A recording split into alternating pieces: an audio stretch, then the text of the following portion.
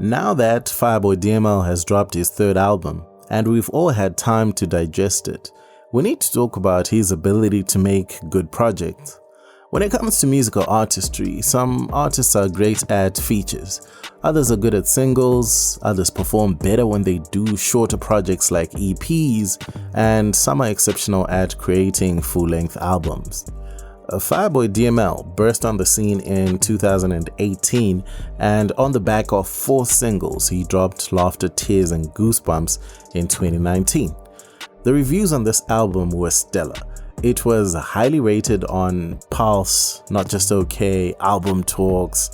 User score on Album of the Year was a 74, which is pretty good. Nova Star called it the best album, the best debut album. And the Lagos Review's only real criticism was that the title of the album was, not that great, which I kind of get. The album gave birth to Vibration, which was really the song that fired up the listeners. Jealous wasn't too far away. Then others such as Like I Do and King. The song Scatter from this album was included in the FIFA 2021 game soundtrack as well, which is a huge nod for any musician. Second time of asking. Fireboy DML's Sophomore album was released in August 2020 under the title Apollo. Apollo unfortunately didn't birth as many hits as his first album did, with only Tattoo and perhaps Champion being the standouts. In that regard, neither did it come close to doing similar numbers, such as Laughter, Tears and Goosebumps, but in a project sense, Fireboy DML knocked it out of the park again.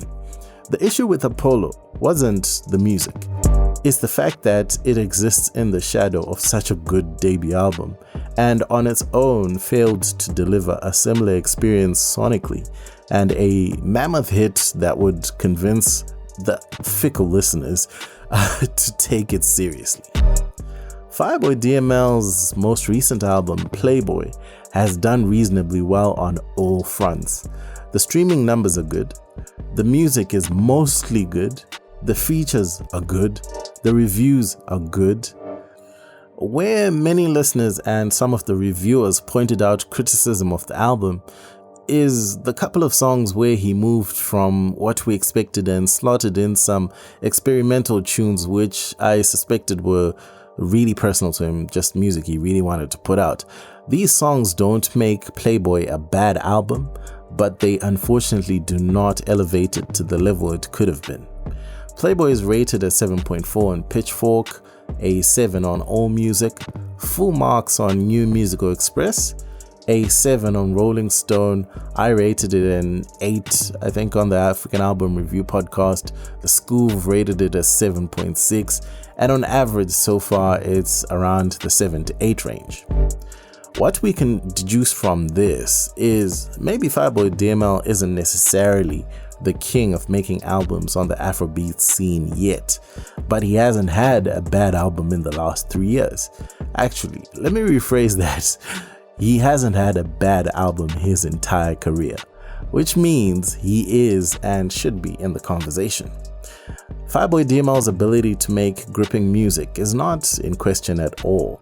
He got that unlocked, and his skillful takes on what a musical journey could be for the listener means that all 3 of his albums are in the upper tier.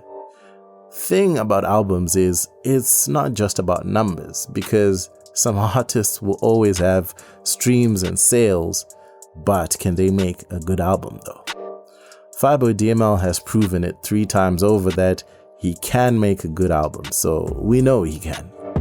What seems to be missing from Fireboy DML's album collection is a universally critically acclaimed album of high 9s and 10s across the board.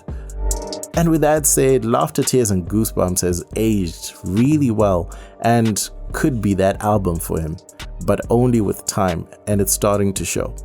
It continues being talked about as one of the best debut albums by a Nigerian act ever. On the other hand, Playboy is the album that offers the hit-making signature and puts the numbers debate to rest, just with the existence of Peru alone. This trilogy of albums will grow in appreciation, and with that, could Fireboy DML become the king of making Afrobeats albums, or is he that already? Let me know in the comments below.